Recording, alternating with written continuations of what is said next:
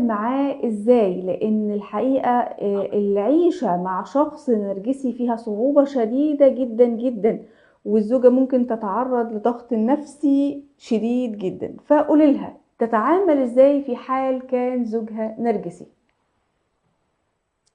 والله يا ندى، التعامل أو النصح ذاته، إحنا لو عرفنا شكل العلاقة كيف، يعني مثلا أنت تقدري تستحملي شنو، ما تقدري، ودي ما دعوة عشان أنت تستحملي، لأنه أنا ما مكاني عشان أنصح أي زول عشان يقعد أو ما يقعد. لكن يا ندى تخيلي الشخص النرجسي، الأساليب اللي بيستخدمها، مثلا واحد من الأساليب المستخدمة اللي هي الصمت. يا نادي الصمت يا ندى، العقابي، وده يعني يعني الصمت مدمر العقابي للنفسية. للنفسية يعني. وبعدين هو بيجي في الوقت اللي هو دايره، في الوقت اللي هو عايزه، ده الصمت مم. العقابي. مم. بعدين كمان الهجران في الفراش. مم. عرفتي كيف؟ ده كمان بالظبط. سلاح من الأسلحة مم. بيستعمل.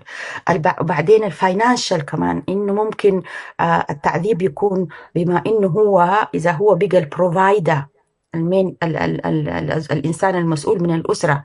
ان احنا عايشين في عالم ممكن او في عالمنا العربي او في عالمنا الاسلامي ما كل النساء شغالات، مم. فبالتالي بيعتمدن عليه للمعيشه، فبالتالي ينقص منهم. فبقى السؤال يبقى شنو يا ندى؟ السؤال يبقى انت بتقدري تستحملي شنو؟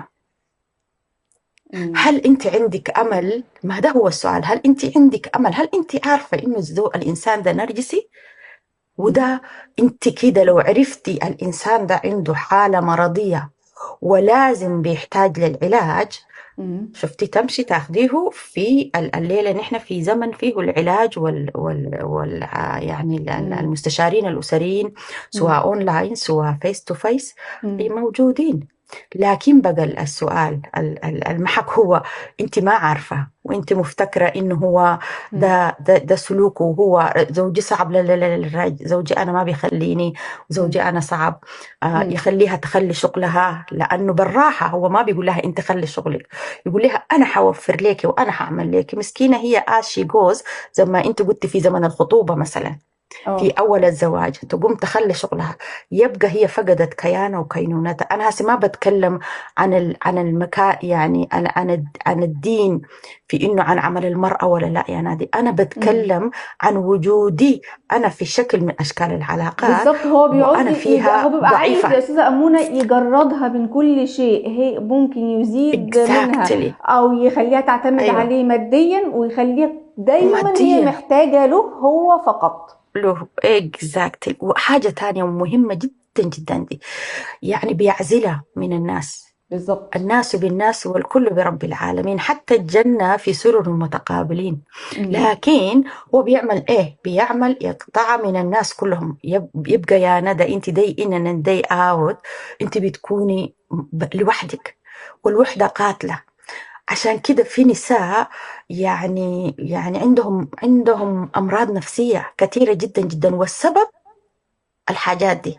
مم. بعد ذاك بقى بيلعب هو، هي مجنونة، هي مم. ما عندها قدرة، ايوه. وانا I'm too good for her، انا مم. كويس ليها. عرفتي كيف؟